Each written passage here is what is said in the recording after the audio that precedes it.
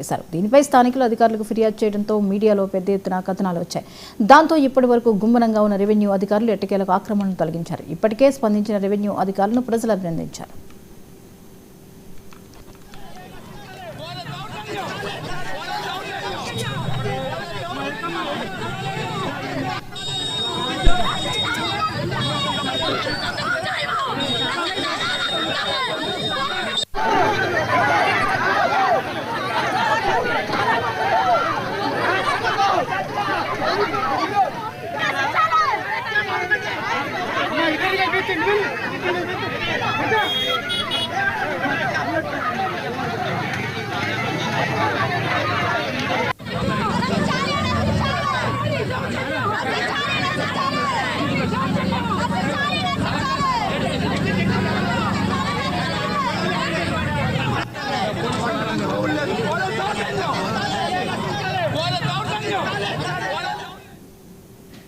GVMC 95వ ward చీమలపల్లి భూ ఆక్రమణలపై అధికారులు ఎట్టకేలకు కొరడా జులిపించారు. తెల్లవారుజామున పోలీసుల సహకారంతో రెవెన్యూ అధికారులు అక్రమ నిర్మాణాలను కూల్చేశారు.